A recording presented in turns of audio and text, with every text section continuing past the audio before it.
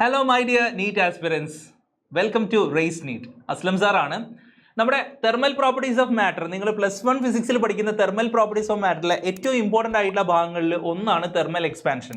അപ്പോൾ തെർമൽ എക്സ്പാൻഷനെ പറ്റിയുള്ള കുറച്ച് കാര്യങ്ങൾ നിങ്ങൾ +1 ബോർഡ് എക്സാം ലെവലൊക്കെ പഠിച്ചിട്ടുണ്ടാവും അല്ലേ? പക്ഷേ നീറ്റിന് നമ്മൾ പഠിക്കുന്ന സമയത്ത് കുറച്ച് കാര്യങ്ങൾ എന്താക്കണം, അതിലേക്ക് ഇറങ്ങി ചെന്നുകൊണ്ട് പഠിക്കണം. സോ തെർമൽ എക്സ്പാൻഷനുമായിട്ട് ബന്ധപ്പെട്ട ഒരു 4 അപ്ലിക്കേഷൻ നിങ്ങൾക്ക് ഞാൻ ഈ ഒരു വീഡിയോയിലൂടെ കൺവേ ചെയ്ത് തരാനാണ് ഉദ്ദേശിക്കുന്നത്. റെഡി? ഓക്കെ.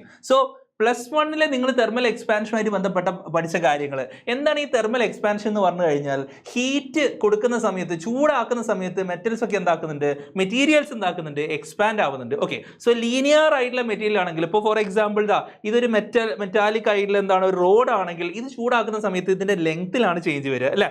ഇതിനാണ് നമ്മൾ ലീനിയർ എക്സ്പാൻസിവിറ്റി എന്ന് പറയുന്നത്. നേരെ മറിച്ചിട്ട് അടിച്ച് പരുത്തിയ ഒരു മെറ്റാലിക് ഷീറ്റ് നമ്മൾ ചൂടാക്കുകയാണെങ്കിൽ അതിന്റെ ഏരിയ മൊത്തത്തിൽ എന്താവും, വലുതാവും. അതിനെ നമ്മൾ ഏരിയ എക്സ്പാൻഷൻ എന്ന് പറയും. നേരെ മറിച്ചിട്ട് ഒരു മെറ്റലിന്റെ ക്യൂബോ അല്ലെങ്കിൽ ഒരു മെറ്റാലിക് ബോളൊക്കെ നന്നായിട്ട് ചൂടാക്കുകയാണെങ്കിൽ അതിന്റെ വോളിയത്തിൽ മൊത്തത്തിൽ എന്ത് സംഭവിക്കും, ആ ഒരു എക്സ്പാൻഷൻ സംഭവിക്കും. That is called volume expansion. Ready? ഇനി എല്ലാ മെറ്റീരിയൽസും ഒരുപോലെയാണോ എക്സ്പാൻഡ് ആവുന്നത്? അല്ല.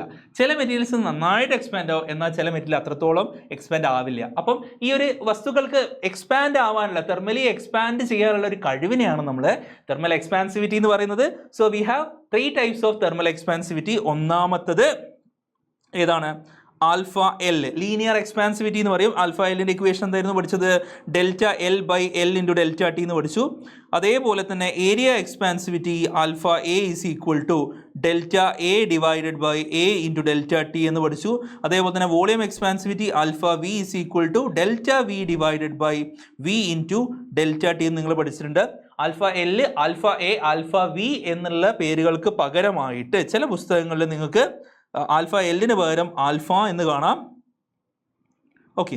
ആൽഫ എക്ക് പകരം ബീറ്റ എന്ന് കാണാം. അതേപോലെ തന്നെ ആൽഫ വിക്ക് പകരം എന്താക്കാം, ഗാമ എന്ന് കാണാം. ഓക്കെ. ദെൻ ഇത് മൂന്നും തമ്മിലുള്ള റേഷ്യോയും നിങ്ങൾ പഠിച്ചിട്ടുണ്ട്. അതായത് ഒരു വസ്തുവിന്റെ ബീറ്റ കാണണമെങ്കിൽ അല്ലെങ്കിൽ ആൽഫ എ കാണണമെങ്കിൽ അതിന് തന്നെ 2 times ഓഫ് ആൽഫ എൽ എടുത്താൽ മതി. റെഡി? അതേപോലെ തന്നെ ഒരു വസ്തുവിന്റെ ആൽഫ വി അഥവാ ഗാമ കാണണമെങ്കിൽ അതിന് തന്നെ ആൽഫ എല്ലിന്റെ 3 times എടുത്താൽ മതി. അപ്പൊ നമുക്ക് ഇങ്ങനെ എഴുതാം: alpha is to beta is to gamma എന്ന് പറയുന്നത് 1:2 എന്താണ്, 3 ആണ്. അപ്പോൾ ഈ ഒരു കാര്യമാണ് നിങ്ങൾ ഇമ്പോർട്ടൻ്റ് ആയിട്ട് +1 സിലബസിൽ എക്സ്പാൻസിവിറ്റി ആയിട്ട് ബന്ധപ്പെട്ട് പഠിച്ചിട്ടുള്ളത്. ഇത്രയും കാര്യങ്ങളാണ്. ഇനി നമുക്ക് അതിൻ്റെ കുറച്ച് എക്സ്പ്ലനേഷൻ, കുറച്ച് അപ്ലിക്കേഷൻ ലെവലിലേക്ക് എന്താക്കാൻ പോവാം. ഓക്കെ. അതിലൊന്നാമത്തെ കാര്യം തെർമൽ സ്ട്രെസ് ആണ്. നിങ്ങൾ കേട്ടിട്ടുണ്ടാവും ഇതിനെ പറ്റിയിട്ട്, പക്ഷേ കൂടുതൽ ഡെപ്തിൽ പഠിച്ചിട്ടുണ്ടാവില്ല എന്നാണ് എൻ്റെ ഒരു വിശ്വാസം. പക്ഷേ നമ്മൾ എൻട്രൻസ് ഓറിയൻറ്റഡ് ആയിട്ട്, നീറ്റ് ഓറിയൻറ്റഡ് ആയിട്ട് പഠിക്കുന്ന സമയത്ത് ഡെപ്തിൽ തന്നെ കാര്യങ്ങൾ മനസ്സിലാക്കേണ്ടതാണ്. അപ്പോൾ ശ്രദ്ധിക്കാം. റിജിഡ് ആയിട്ടുള്ള 2 സപ്പോർട്ടുകൾ ഉണ്ട് എന്ന് വിചാരിച്ചോ. ഓക്കെ. അതിൻ്റെ ഇൻ ബിറ്റ്വീൻ ആയിട്ട് ഒരു മെറ്റാലിക് റോഡ് കിടക്കുന്നുണ്ട്. ഒരു മെറ്റാലിക് റോഡ്. റെഡി? ഒരു മെറ്റാലിക് റോഡ് ഇങ്ങനെ ഫിക്സ് ചെയ്ത് വെച്ചിട്ടുണ്ട്, നല്ല ടൈറ്റ് ആക്കിയിട്ട് അവിടെ വെച്ചിട്ടുണ്ട്. അങ്ങനെ ആവുന്ന സമയത്ത് താഴെ ഞാനിങ്ങനെ ഹീറ്റ് കൊടുത്തു എന്ന് വെച്ചോ. താഴെ എന്ത് കൊടുക്കുന്നുണ്ട്? നന്നായിട്ട് ഹീറ്റ് ചെയ്യുന്നുണ്ട്. അങ്ങനെ ഹീറ്റ് ചെയ്യുന്ന സമയത്ത് ഇവിടെ എന്ത് സംഭവിക്കും? ആ മെറ്റൽ എന്താക്കാൻ നോക്കും? എക്സ്പാൻഡ് ചെയ്യാൻ നോക്കും. പക്ഷേ അതിന് എക്സ്പാൻഡ് ചെയ്യാൻ പറ്റുമോ? ഇല്ല. കാരണം 2 സൈഡിലും 2 റിജിഡ് ആയിട്ടുള്ള സപ്പോർട്ടുകളാണ്. അപ്പോൾ അതിൻ്റെ ഉള്ളിൽ എന്താക്കും? ഒരു സ്ട്രെസ് ഡെവലപ്പ് ചെയ്യും. ആ സ്ട്രെസ്സിനെയാണ് നമ്മൾ എന്തെന്ന് പറയുന്നത്? തെർമൽ സ്ട്രെസ് എന്ന് പറയുന്നത്. ആ കാര്യം നിങ്ങൾ ജസ്റ്റ് ഒന്ന് മനസ്സിലാക്കിയിട്ടുണ്ടാവും. അപ്പം ആ തെർമൽ സ്ട്രെസ്സിൻ്റെ ഇക്വേഷനും മറ്റു കാര്യങ്ങളും നിങ്ങൾ എന്താക്കണം, ഒന്ന് നീറ്റ് ലെവലിൽ മനസ്സിലാക്കണം എന്നുള്ളതാണ്. അപ്പോൾ നോക്കാം. യങ്സ് മോഡുലസിൻ്റെ ഇക്വേഷൻ Y = FL/A × ΔL ആണ്. ഓക്കെ. ദെൻ തെർമൽ സ്ട്രെസ് എന്ന് പറഞ്ഞു കഴിഞ്ഞാൽ മക്കളെ, സ്ട്രെസ് എന്ന് പറഞ്ഞാൽ ഫോഴ്സ് ബൈ ഏരിയ അല്ലേ? അപ്പം ഈ യങ്സ് മോഡുലസിൻ്റെ ഇക്വേഷൻ ഫോഴ്സ് ബൈ ഏരിയ ചെയ്താൽ എങ്ങനെ ഉണ്ടാവും? F/A = ഇപ്പോഴത്തെ യങ്സ് മോഡുലസ് Y ഉണ്ട്. F/A കൂടെ ഉള്ള L/ΔL അങ്ങോട്ട് കൊണ്ടുവന്ന സമയത്ത് ΔL എന്തെന്ന് വരും? L എന്ന് വരും. ഓക്കെ. ഹിയർ മക്കളെ, ഈ ΔL/L എന്ന് പറഞ്ഞാൽ എന്താ? തൊട്ട് മുന്നേ നമ്മൾ ആൽഫ എൻ്റെ ഇക്വേഷൻ എഴുതിയില്ലേ? ഇതിൽ ΔL/L എന്ന് പറഞ്ഞാൽ എന്താണ്? ഈ ΔTനെ നേരെ ഇങ്ങോട്ട് കൊണ്ടുപോയാൽ മതി. അപ്പം ആൽഫ L × ΔT എന്ന് വരും. അപ്പോൾ ആൽഫ എല്ലിനെ ഞാൻ ആൽഫ എന്ന് എടുക്കുവാണെങ്കിൽ എനിക്ക് എങ്ങനെ എഴുതാൻ പറ്റും? ΔL/L = ആൽഫ × ΔT എന്ന് എഴുതാൻ പറ്റും. സോ തെർമൽ സ്ട്രെസ്സിൻ്റെ ഇക്വേഷൻ, തെർമൽ സ്ട്രെസ് എന്ത് കിട്ടും? യങ്സ് മോഡുലസ് ആൽഫ × ΔT എന്ന് കിട്ടും. ഇതാണ് ഒരു ഇക്വേഷൻ. ഓക്കെ. ഇതൊരു ഇക്വേഷൻ. റെഡി? ലെങ്ത് ചേഞ്ച് ചെയ്യുന്ന സമയത്താണ് ഈ ഇക്വേഷൻ വാലിഡ് ആവുക. Okay, this equation valid when the length changes. മക്കളെ ഇതിൻ്റെ വോളിയം മൊത്തം ചേഞ്ച് ആവാണെന്ന് വെച്ചോ. അങ്ങനെയാവുന്ന സമയത്ത് അതിൽ ഡെവലപ്പ് ചെയ്യുന്ന ഒരു തെർമൽ സ്ട്രെസ് അത് കണ്ടുപിടിക്കണമെങ്കിലുള്ള equation thermal stress when the volume changes. നോക്ക്, വോളിയം ചേഞ്ച് ചെയ്യുന്ന സമയത്ത് അവിടെ നമ്മൾ യങ്സ് മോഡുലസ് ഉപയോഗിക്കില്ല, പകരം എന്താ ഉപയോഗിക്കുക? ബൾക്ക് മോഡുലസ് ഉപയോഗിക്കും. ഓക്കെ, ദെൻ വോളിയം ചേഞ്ച് ചെയ്യുന്ന സമയത്ത് നമ്മൾ ആൽഫ ഉപയോഗിക്കുമോ? ഇല്ല, നമ്മൾ എന്താ ഉപയോഗിക്കുക? ഗാമയാണ് ഉപയോഗിക്കുക. അതാണ് volume expansivity. Okay, change in temperature അങ്ങനെ തന്നെ ഡെൽറ്റ ടി. അപ്പോൾ ഇതാണ് thermal stress when the volume changes. Ready? Set അല്ലേ? ഓക്കെ, അപ്പോൾ ഇത് നിങ്ങൾ എക്സ്ട്രാ ഒന്ന് മനസ്സിലാക്കേണ്ട കാര്യങ്ങളിൽ പെട്ട ഒന്നാണ് കേട്ടോ. ഓക്കെ, അടുത്ത question, bimetallic strip. Question അല്ല, അടുത്ത ആപ്ലിക്കേഷനാണ് ബൈ മെറ്റാലിക് സ്ട്രിപ്പ്. മക്കളെ, നമ്മുടെ ഫ്യൂസുകൾക്കൊക്കെ പകരമായിട്ട് നമ്മൾ വീടുകളിൽ ഉപയോഗിക്കുന്ന MCB, ELCB തുടങ്ങിയ ഇലക്ട്രോണിക് വസ്തുക്കളുണ്ട്. അപ്പോൾ ഇതിലൊക്കെ അടങ്ങിയിട്ടുള്ള പ്രധാനപ്പെട്ട ഒരു കാര്യമാണ് ബൈ മെറ്റാലിക് സ്ട്രിപ്പ് എന്ന് പറയുന്നത്. ബൈ എന്ന് പറഞ്ഞാൽ രണ്ടാണ്. അപ്പോൾ രണ്ട് മെറ്റൽസ് എന്താക്കിയിട്ടുണ്ട്, ഇങ്ങനെ കണക്ട് ചെയ്ത് വെച്ചിട്ടുണ്ട്, റിവെറ്റ് ചെയ്ത് വെക്കുക എന്ന് നമ്മൾ പറയാം. ഓക്കെ, അതൊരിക്കലും ഡിസ്കണക്ട് ആവാത്ത രീതിയിൽ കണക്ട് ചെയ്ത് വെച്ചിട്ടുണ്ട്, റിവെറ്റ് ചെയ്ത് വെച്ചിട്ടുണ്ട്. ഓക്കെ, അപ്പം ഇങ്ങനെ പരസ്പരം റിവെറ്റ് ചെയ്തിട്ടുള്ള രണ്ട് മെറ്റലിൻ്റെ ആ ഒരു സ്ട്രിപ്പിനെയാണ് ആക്ച്വലി നമ്മൾ ബൈ മെറ്റാലിക് സ്ട്രിപ്പ് എന്ന് പറയുന്നത്. ഓക്കെ, അപ്പോൾ രണ്ട് വ്യത്യസ്ത മെറ്റൽ ആയതുകൊണ്ട് തന്നെ ഒന്നിൻ്റെ ആൽഫ കൂടുതലായിരിക്കും, മറ്റേതിൻ്റെ ആൽഫ എന്തായിരിക്കും? കുറവായിരിക്കും. സോ ഹിയർ നമ്മൾ പറയുന്നു ആൽഫ ഓഫ് എ. നിങ്ങൾ ആ ചിത്രത്തിൽ എന്താണ്, രണ്ട് മെറ്റൽസ് നിങ്ങൾക്ക് കാണാം. നീല കളറിൽ ഒരു എ എന്നുള്ള മെറ്റൽ കാണാം, ഏകദേശം ഒരു മഞ്ഞ പോലത്തെ കളറിൽ എന്ത് കാണാം? ബി എന്നുള്ള മെറ്റൽ കാണാം. അപ്പം ആൽഫ എ, അതായത് എന്താണ്, ആ ഒരു നീല കളറിലുള്ള കണ്ടക്ടറിൻ്റെ എക്സ്പാൻസിവിറ്റി മറ്റ് ബി എന്നുള്ള മെറ്റലിനേക്കാളും എന്താണ്, എക്സ്പാൻസിവിറ്റി കൂടുതലാണെന്ന് വെച്ചോ. Okay, if alpha A is greater than alpha of B. അങ്ങനെയാണെങ്കിൽ ഇത് നല്ലോണം ചൂടാക്കുന്ന സമയത്ത് സ്വാഭാവികമായിട്ട് നോക്കുക, ഇതിൻ്റെ ലെങ്ത് കൂടും, കാരണം ഇതിന് എക്സ്പാൻസിവിറ്റി കൂടുതലാണ്.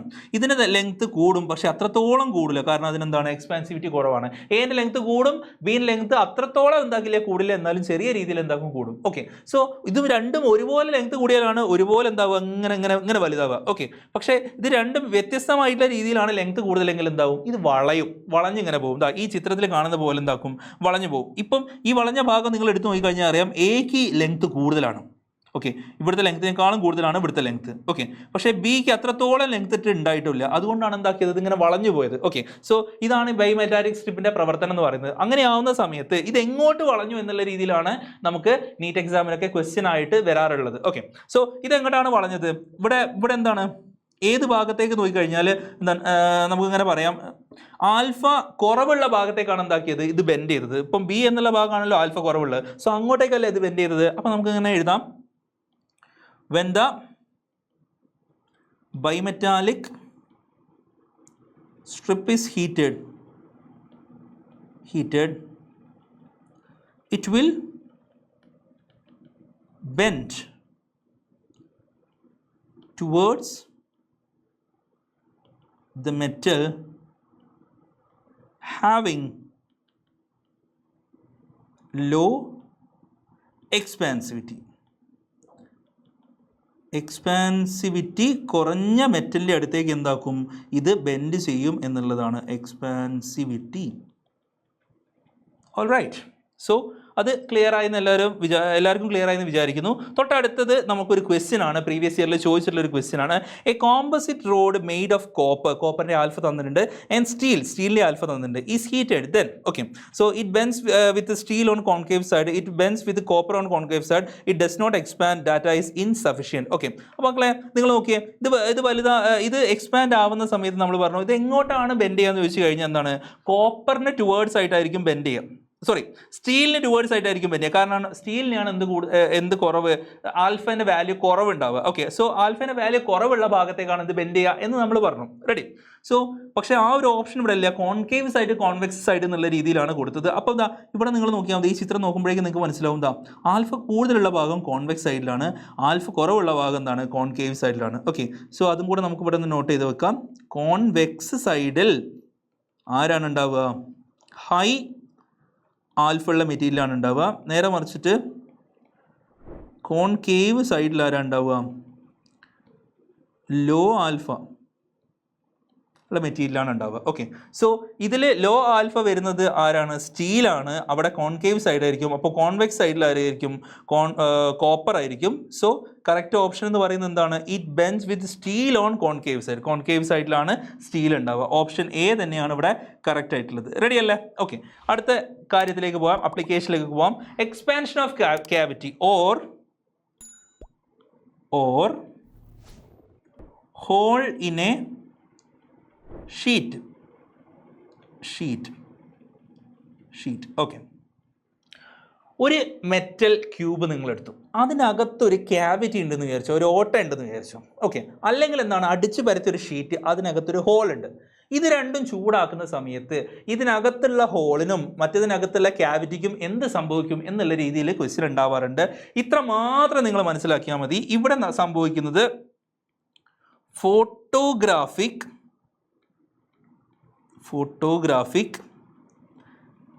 എൻലാർജ്മെൻ്റ് ആണ് കേട്ടോ. ഇവിടെ സംഭവിക്കുന്നത് എന്താണ്? Photographic enlargement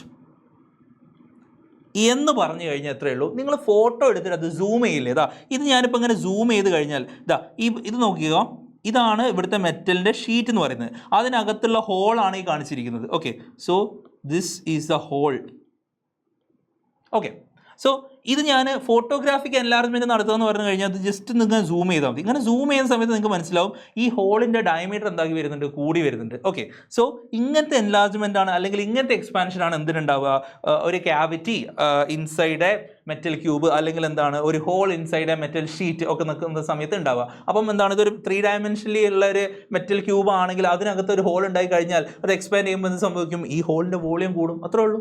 okay, that is called photographic enlargement. Ready? So അതുമായിട്ട് ബന്ധപ്പെട്ട് പ്രീവിയസ് ഇയറിൽ ചോദിച്ചൊരു ക്വസ്റ്റ്യൻ ആണ്. A small ring having a small gap as shown in figure. On heating what happen to the size of the gap? ഈ ഗ്യാപ്പിൻ്റെ size എന്താവും എന്നുള്ളതാണ് ചോദിച്ചത്. ചൂടാവുന്ന സമയത്ത് നമ്മൾ പലരും വിചാരിക്കും എന്താണ്, ഇതിൻ്റെ ലെങ്ത് വൈസ് നമ്മൾ ഇങ്ങനെയാണ് എടുത്തു നോക്കുക. അങ്ങനെ ആവുന്ന സമയത്ത് ഇത് ഇങ്ങോട്ടും എക്സ്പാൻഷൻ ഉണ്ടാവും, ഇങ്ങോട്ടും എക്സ്പാൻഷൻ ഉണ്ടാവും. അപ്പോൾ എന്താണ്, ഈ ഗ്യാപ്പ് കുറയില്ലേ എന്നാണ് നമ്മൾ പലരും പെട്ടെന്നുള്ള രീതിയിൽ എന്താക്കുക, ചിന്തിക്കുക. പക്ഷേ ഞാൻ നിങ്ങളോട് പറഞ്ഞു, ഇങ്ങനത്തെ കേസിൽ എന്താണ് ഉണ്ടാവുക? അവിടെ ഫോട്ടോഗ്രാഫിക് എൻലാർജ്മെൻ്റ് ആണ് ഉണ്ടാവുക. അപ്പോൾ ഇതൊന്ന് സൂം ചെയ്ത് നോക്കിക്കഴിഞ്ഞാൽ ഇതിൻ്റെ ഇടയിലുള്ള ഗ്യാപ്പ് എന്താവുക ചെയ്യുന്നത്? കൂടുകയാണ് ചെയ്യുന്നത്. സോ ഗ്യാപ്പ് വിൽ ഇൻക്രീസ് എന്നുള്ളതാണ്, size of the gap will increase ആണ് ഇതിൻ്റെ ഓപ്ഷൻ വരുന്നത്. കറക്റ്റ് അല്ലേ? യെസ്. അടുത്ത ക്വസ്റ്റ്യൻ, അടുത്ത ആപ്ലിക്കേഷൻ, ഐ മീൻ ഏറ്റവും last application, that is difference in time period of A pendulum. ഒരു പെൻഡുലം ഞാൻ എടുത്തു, got A pendulum of length L. Okay, ഇതിൻ്റെ ടൈം പീരീഡ് എന്ന് പറയുന്നത് എന്താണ്? T ഈസ് ഈക്വൽ ടു 2π√ എന്താണ്? L/G ആണ്. നിങ്ങൾക്ക് എല്ലാവർക്കും അറിയാലോ. ഓക്കെ, പണ്ടത്തെ ക്ലോക്കുകളിലൊക്കെ ഈ ഒരു പെൻഡുലം ആടുന്നതിനനുസരിച്ചിട്ടായിരുന്നു അതിൻ്റെ ടൈം പീരീഡും മറ്റു കാര്യങ്ങളെല്ലാം എന്താക്കിയത്? മെഷർ ചെയ്തിരുന്നത്. അതായത് ഈ ഒരു പെൻഡുലത്തിൻ്റെ ടൈം പീരീഡ് അനുസരിച്ചിട്ടാണ് സെക്കൻഡ്സുകളും മിനിറ്റുകളും ഹവേഴ്സ് ഒക്കെ എന്താക്കിയിരുന്നത്? മെഷർ ചെയ്തിരുന്നത്. അപ്പം ആ ടൈം പീരീഡിൽ എന്തെങ്കിലും വ്യത്യാസം വന്നു കഴിഞ്ഞാൽ ആ സമയം എന്തായി പോകും? തെറ്റിപ്പോവും എന്നുള്ളതാണ്. ഓക്കെ, സോ ഒരു മെറ്റലിൻ്റെ പെൻഡുലമാണ് അവിടെ ഉള്ളതെന്ന് വിചാരിച്ചോ. നല്ല ചൂടുള്ള സമയങ്ങളിൽ ഈ മെറ്റൽ പെൻഡുലത്തിന് എന്ത് സംഭവിക്കും? എക്സ്പാൻഷൻ സംഭവിക്കും അല്ലേ? ഇതൊരു ലീനിയർ ആയിട്ടുള്ള കണ്ടക്ടർ ആയിട്ട് നമ്മൾ പരിഗണിക്കുക. അങ്ങനെ ആവുന്ന സമയത്ത് അതിൻ്റെ ലെങ്ത് കൂടും. ഓക്കെ, സോ ലെങ്ത് കൂടുന്ന സമയത്ത് അതിൻ്റെ ടൈം പീരീഡിൽ എത്ര ചേഞ്ച് ഉണ്ടാവും എന്നുള്ള കാര്യമാണ് നമ്മളൊന്ന് മനസ്സിലാക്കേണ്ടത്. Okay, so fractional change in time period, time പീരീഡിൽ ഉണ്ടാവുന്ന ഫ്രാക്ഷണൽ ചേഞ്ച്. ഈ ഫ്രാക്ഷണൽ ചേഞ്ച് എന്ന് പറഞ്ഞാൽ എന്താ?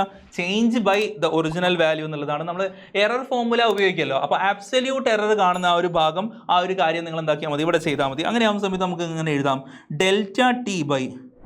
∆T/T ഇസ് ഈക്വൽ ടു 2π എന്നുള്ളതിൽ ചേഞ്ച് ഉണ്ടാവുമോ? ഇല്ല. അപ്പോൾ അത് ഒഴിവായി. പിന്നെ അതേപോലെ തന്നെ ജിയിൽ ചേഞ്ച് ഉണ്ടാവില്ല, അത് ഒഴിവായി. പിന്നെ അവിടെ എന്താ ഉള്ളത്? √L ഉള്ളത്. അതായത് L⁻². നമ്മൾ അതിൻ്റെ അബ്സല്യൂട്ട് എറർ കാണുന്ന സമയത്ത് ഒരു പവർ ഉള്ള സാധനത്തിൻ്റെ എറർ നമ്മൾ ഇങ്ങനെ കാണുക, ആ പവർ ഇൻറ്റു അതിൻ്റെ absolute error, that is ½ into ∆L/L എന്ന് കിട്ടും. ഓക്കെ, ഇതാണ് എന്തുണ്ടാവുന്നത്? ഇവിടുത്തെ fractional change in time period ഉണ്ടാവുന്നത്. അതിൽ ചേഞ്ച് ഇൻ ടൈം പീരീഡ് എന്ന് പറയുമ്പോൾ ∆T ആണ് change in time period.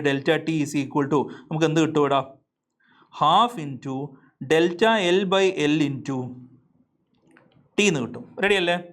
But നമ്മൾ തൊട്ട് മുന്നേ എഴുതി ഡെൽറ്റ എൽ ബൈ എൽ എന്ന് പറഞ്ഞാൽ എന്താണ്, ആൽഫ ഇൻറ്റു ഡെൽറ്റ ടി ആണ്. ഓക്കെ, ഇവിടെ ഈ ഡെൽറ്റ ടി എന്ന് പറഞ്ഞാൽ ചേഞ്ച് ഇൻ ടെമ്പറേച്ചർ ആണ്, പക്ഷേ ഇവിടുത്തെ ഡെൽറ്റ ടി എന്ന് പറഞ്ഞാൽ എന്താണ്, ചേഞ്ച് ഇൻ ടൈം പീരീഡ് ആണ്. അപ്പോൾ രണ്ടും ഒരേ സാധനം വെച്ചിട്ട് അടയാളപ്പെടുത്തി കഴിഞ്ഞ് കഴിഞ്ഞാൽ നിങ്ങൾക്ക് എന്താക്കും, ബുദ്ധിമുട്ട് വരും. അപ്പോൾ അതുകൊണ്ട് ഞാൻ എന്താക്കുന്നു, ഇവിടെ ചേഞ്ച് ഇൻ ടെമ്പറേച്ചർ എന്നുള്ള രീതിയിൽ ഡെൽറ്റ തീറ്റ എന്ന് ഉപയോഗിക്കുന്നു. ഡെൽറ്റ തീറ്റ എന്ന് പറഞ്ഞാൽ എന്താണ്, ചേഞ്ച് ഇൻ ടെമ്പറേച്ചർ ആണ്. ഓക്കെ, സോ അങ്ങനെയാവുന്ന സമയത്ത് നമുക്ക് എന്ത് വരും, delta T is equal to half into alpha delta theta into എന്ത് വരും, ടി എന്ന് വരും. ഇതാണ് difference in time period. Okay, ഒരു പെൻഡുലത്തിന് ചൂടാവുന്ന സമയത്ത് അല്ലെങ്കിൽ തണുക്കുന്ന സമയത്ത് അതിൻ്റെ ലെങ്ത്തിൽ എന്ത് വരും, ചേഞ്ച് വരും. ആ ചേഞ്ച് വരുന്ന സമയത്ത് ഉണ്ടാകുന്ന ടൈം പീരീഡിലെ ചേഞ്ച് ആണ് ഇവിടെ എന്താക്കിയത്, ആ ഒരു ബോക്സിൽ കൊടുത്തിരിക്കുന്നത്. ഓക്കെ, സോ ഇവിടെ ഒരു കാര്യം കൂടെ നിങ്ങൾ ഇതുമായിട്ട് ബന്ധപ്പെട്ട് മനസ്സിലാക്കേണ്ടത് എത്രയാണ്, വെൻ ദ ടെമ്പറേച്ചർ ഇൻക്രീസസ്. മക്കളെ, ടെമ്പറേച്ചർ കൂടി കഴിഞ്ഞാൽ ഇതിൻ്റെ എക്സ്പാൻസിവിറ്റി കൂടും. അപ്പം length of the pendulum increases ആവും. റെഡി അല്ലേ? ഓക്കെ, ലെങ്ത് ഇൻക്രീസ് ആയി. പക്ഷേ ലെങ്ത് ഇൻക്രീസ് ആയി കഴിഞ്ഞാൽ ഇവിടെ എന്താ സംഭവിക്കുന്നത്, ഈ ലെങ്ത്തും ടൈം പീരീഡ് തമ്മിൽ ഡയറക്ട്ലി പ്രൊപ്പോർഷൻ ആണ് ആദ്യം എഴുതിയ ഇക്വേഷൻ നമുക്ക് മനസ്സിലാക്കാം. അപ്പോൾ ലെങ്ത് കൂടി കഴിഞ്ഞാൽ എന്താണ്, ടൈം പീരീഡ് ഇൻക്രീസ് ചെയ്യും. ഓക്കെ, ടൈം പീരീഡ് കൂടി കഴിഞ്ഞാൽ ആ ക്ലോക്ക് എന്താവുക ചെയ്യാം, ക്ലോക്ക് വിൽ സ്ലോ ഡൗൺ ആവും അല്ലേ, clock will slow down. Okay, clock എന്താണ്, സ്ലോ ഡൗൺ ആയി കഴിഞ്ഞാൽ നമുക്ക് എന്താണ് ഉണ്ടാവുക, ടൈം ലോസ് ആണ് ഉണ്ടാവുക. യെസ്, ടൈം ലോസ് ഉണ്ടാവും. ഓക്കെ, സോ ഹീറ്റ് ചെയ്യുന്ന സമയത്ത് ടൈം ലോസ് ആണ് അവിടെ ഉണ്ടാവുക. ദെൻ ടെമ്പറേച്ചർ കുറയുന്ന സമയത്ത് എന്ത് സംഭവിക്കും, when the temperature decreases, length of the pendulum എന്താണ്, നല്ല ചൂടുള്ള അവസ്ഥയിൽ നിന്നും കുറവായിരിക്കും, അപ്പോൾ ഡിക്രീസസ്. അപ്പം ടൈം പീരീഡ് എന്താക്കും, ഡിക്രീസ് ചെയ്യും. സോ ടൈം പീരീഡ് ഡിക്രീസ് ചെയ്യാന്ന് പറഞ്ഞാൽ clock will speed up. Okay, so പെട്ടെന്ന് തന്നെ എന്താക്കുന്നത്, ഈ പെൻഡുലം ആടിക്കഴിഞ്ഞാൽ എന്ത് സംഭവിക്കും, ക്ലോക്ക് സ്പീഡ് ആവും. ക്ലോക്ക് സ്പീഡ് ആകുമെന്ന് പറഞ്ഞു കഴിഞ്ഞാൽ അവിടെ എന്തുണ്ടാവും, ടൈം ഗെയിൻ ഉണ്ടാവും. ഓക്കെ, അപ്പോൾ ഇത്രയും കാര്യങ്ങളാണ് നമ്മൾ എന്താണ് എക്സ്പാൻസിവിറ്റി ആയിട്ട് ബന്ധപ്പെട്ട് നീറ്റ് ലെവലിൽ മനസ്സിലാക്കേണ്ടത്. ഓക്കെ, അപ്പോൾ എല്ലാവർക്കും ക്ലിയർ ആയി വിചാരിക്കുന്നു. പുതിയൊരു വീഡിയോ ആയിട്ട് നമുക്ക് വീണ്ടും കാണാം. Okay, by.